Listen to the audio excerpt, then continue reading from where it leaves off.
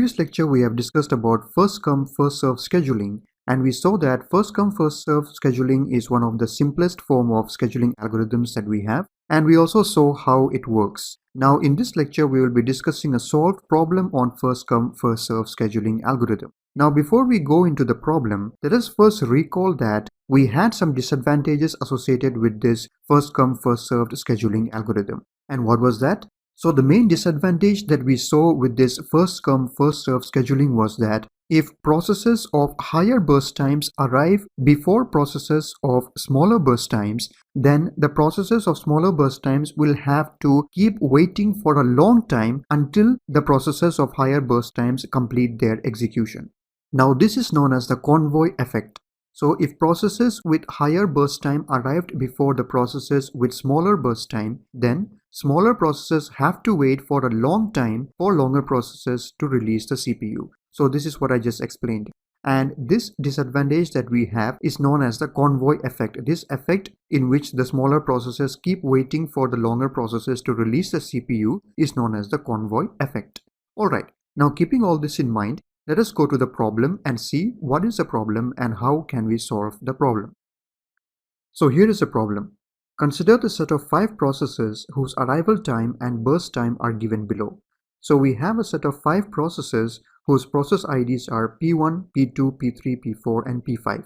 And here it is given the arrival time and here is given the burst times of these 5 processes. Now the question is, calculate the average waiting time and average turnaround time if first come, first serve scheduling algorithm is followed. So what we want to do here is that if FCFS scheduling algorithm is followed here, we have to calculate what is the average waiting time and what is the average turnaround time for these 5 processes. So when we discussed about the scheduling criteria, we have already defined and described what turnaround time and waiting time means. So we have to calculate the average waiting time and average turnaround time. So let us see how we can do this. So in order to solve this, first of all, we need to prepare the Gantt chart for these 5 processes. Now let us see how will the Gantt chart of these 5 processes look like.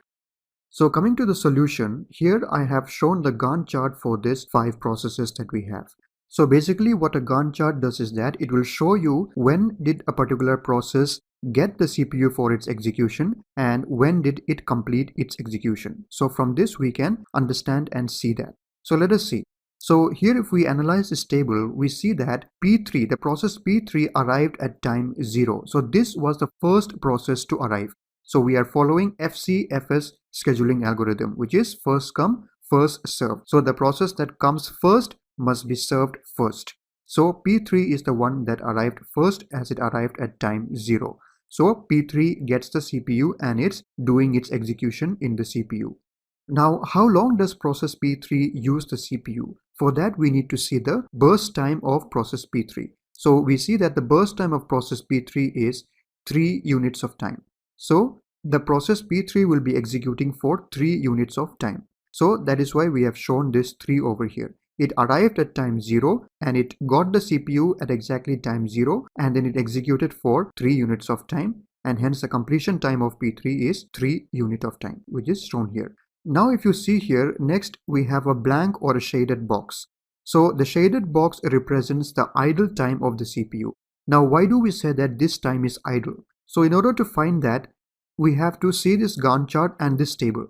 Now if you look at this Gantt chart, here in the chart we see that at the 3rd unit of time, P3 completed the execution. Now if you look at this table, there are no processes that arrived at the 3rd unit of time. If you check the arrival times, you see that no processes arrived at the 3rd unit of time. So at the 3rd unit of time, when P3 completed its execution, the CPU is idle. It is free and it was sitting idle. Nobody was using the CPU. Now if you look at this arrival times again, after this 3 where P3 completed, what is the next arrival time that we have? It is 4. 4 is the next biggest number just after 3. And which process is that? P1. So P1 arrives at the 4th unit of time. So at time 4, P1 arrived and it got the CPU for its execution. So here we see that from time 3 to 4, nobody arrived. So that is why this portion is shaded and left blank, because this is the idle time of the CPU. Okay, now let's see. Process P1 arrived at time 4, alright, and What is the burst time of process P1?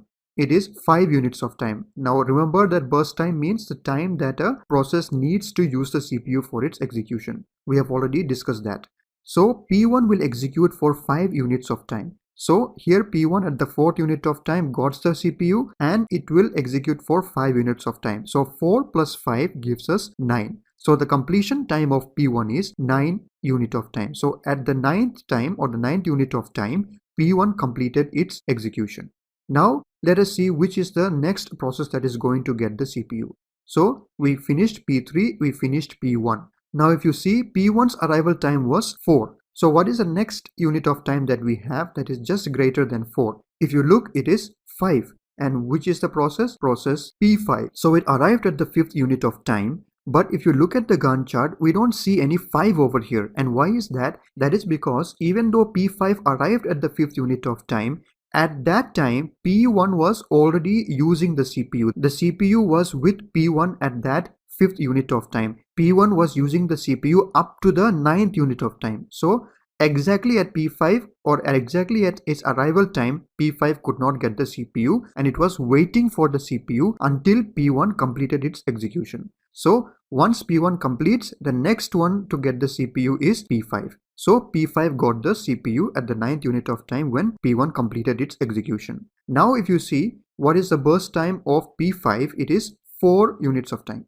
So P5 will execute for 4 units of time, that is from the 9th unit of time plus 4, which will give us 13. So 13 is the completion time of P5. Now which is the next process that will get the CPU? So if you look at the arrival times, P5 was the one that just completed now. Now what is the process that arrived after P5? We see that there is 6 and again 6 here. That means both processes P2 and P4 arrived at the 6th unit of time.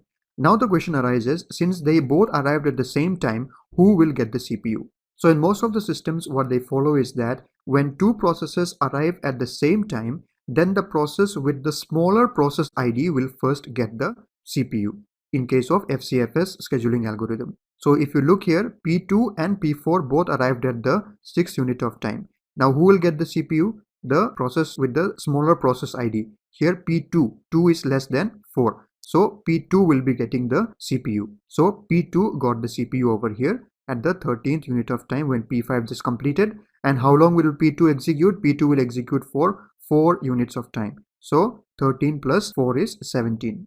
So P2 completes its execution at the 17th unit of time. Now what is the next one? Obviously it is P4, which is the last one, and P4 gets the CPU after P2 completes. And how long does P4 execute? It executes for 2 units of time. So 17 plus 2, which is 19. So P4 completes its execution at the 19th unit of time. So this is what we can see from the Gantt chart, and this is how you should be forming a Gantt chart for a particular set of processes according to the algorithms that they follow. Alright, now our question was to find the average waiting time and the average turnaround time. Now let us see how can we proceed and find out these two values. Alright, so here I have just made that table which we saw before a bit smaller so that it fits on the screen. It's the same table, and here we are going to calculate the average waiting time and the average turnaround time for this set of processes that we have. So before we calculate, let us know what is the formula that we need to apply to calculate the average waiting time and the average turnaround time. So first of all, the way to calculate the turnaround time is completion time minus the arrival time. So this is the formula that we need to apply to calculate the turnaround time of a particular process. The completion time, that means when it completed its execution, minus the arrival time, that means the time at which it arrived.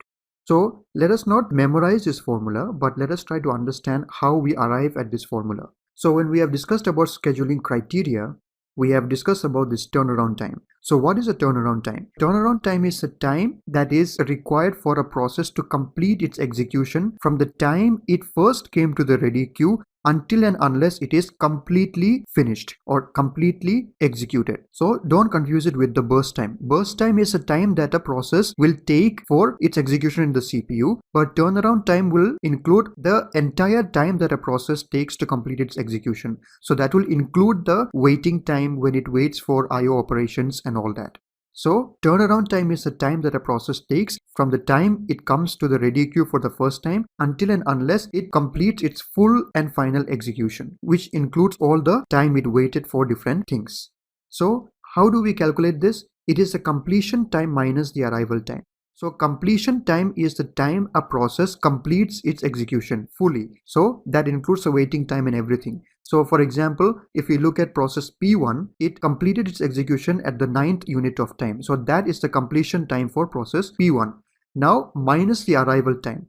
So when did process P1 actually arrive? So for that you have to look at this table here. So when did process P1 arrive? It arrived at the 4th unit of time. So the completion time, which is 9, minus the arrival time, which is 4, which is 5 unit of time, is the turnaround time for process P1. So that is how you calculate. So if you think of it, you can understand the completion time, that is the time that process took to entirely complete its execution minus the time that it arrived. If you subtract this, you will get the turnaround time. Alright. Now what is the next thing that we need to calculate? It is the waiting time. So waiting time can be calculated like this. Turnaround time minus the burst time. So waiting time is the time that a process spends waiting to get the CPU. Now we already calculated the turnaround time. So turnaround time is the entire time that a process takes to complete its execution. And from that, if we minus the burst time, that means the time that a process actually needs for its execution in the CPU. That is the burst time. So from the entire time it took, if we just subtract the burst time, which is the time that a process should actually take if it was just given the CPU for its execution without being disturbed and without it having to wait for anything else, then we will get the waiting time. So even this, don't try to memorize it, try to understand what is it. So the entire time it takes minus the time it actually takes in the CPU, the burst time. If you subtract these two values, then you get the waiting time. Alright, now we know the formulas, and now let us try to apply this in this set of processes and try to calculate the average turnaround time and the average waiting time. So here we have a table in which we will calculate the required values. So here we have the process IDs P1 to P5, and here we have the completion time, and here we will have the turnaround time and the waiting time. So the completion times can be easily seen from the Gantt chart, and we fill up looking at the chart here. So the process ID P1, it completes at the 9th unit of time, so it is 9. And looking at P2, it completes at 17th unit of time, so it is 17. And P3 at the 3rd unit of time, and P4 at the 19th unit of time, and P5 at the 13th unit of time. So that is how we fill up this column for the completion time looking at this chart over here. Now we have to calculate the turnaround times and waiting times for these processes one by one. Alright, let's see. For the first one, process P1, how do we calculate the turnaround time? So what is the formula to calculate turnaround time? We have it here. So it is completion time minus arrival time. So what is completion time? It is 9 unit of time. And what is the arrival time of P1? The arrival time of P1 was 4 unit of time. So what will be the turnaround time? It will be 9, which is the completion time, minus 4, which is the arrival time, which is giving us 5 units of time. So that is the turnaround time for process P1. Now what is the waiting time? So the waiting time is turnaround time minus burst time.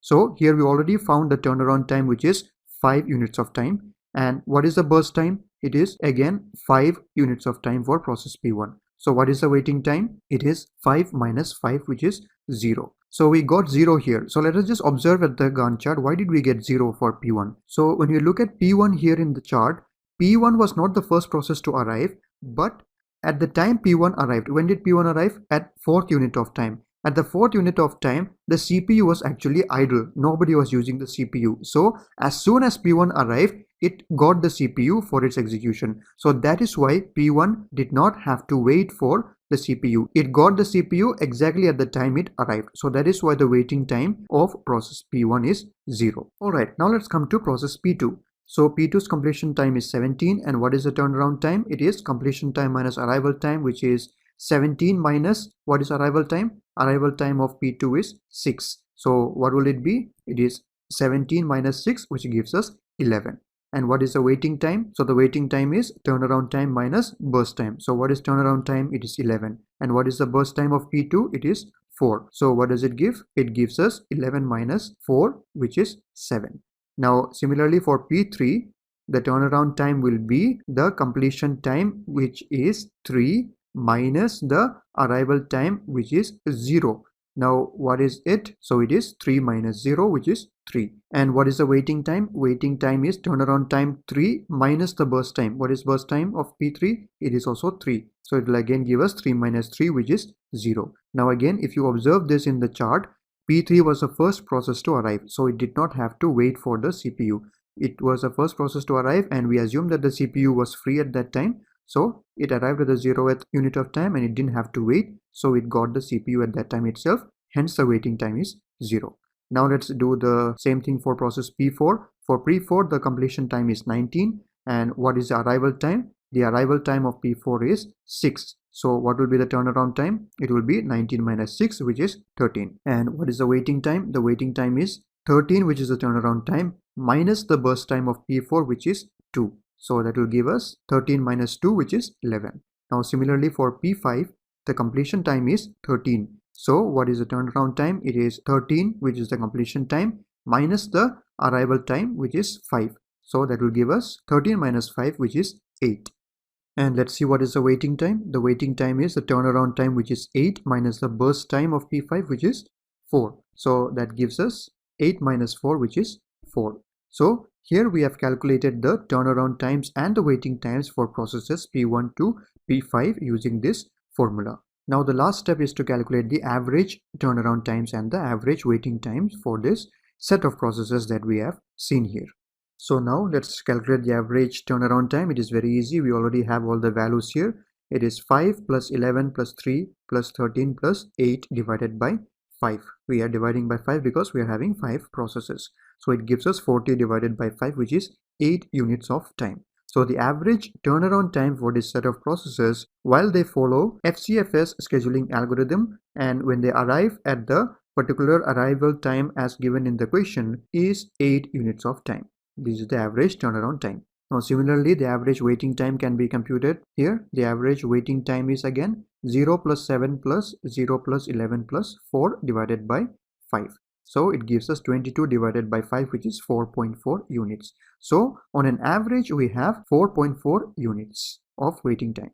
So the average turnaround time, that means the average time that a particular process takes to complete its full execution from the time it came to the ready queue for the first time till the time it completes its full execution is 8 units of time. And then the average waiting time, that means the average time a process spends waiting in this case is 4.4 units of time. So for this particular question, when the processes arrives at the arrival times as given to us in this question, this is the average turnaround time and the average waiting times that we get. So there may be other scenarios where processes with higher burst times have arrived before the processes of smaller burst times, and then the smaller processes end up waiting for a long time. So in that kind of scenarios, the average turnaround time and average waiting times will be much more than this. So as I told you, this FCFS scheduling algorithm, it is simple, but it is not very efficient because the average times that we calculate here can vary drastically depending upon when the processes arrives and what is the burst time of those processes. So I hope the way we solved this problem, finding out the average turnaround time and waiting times for this FCFS scheduling algorithm was clear to you. Thank you for watching.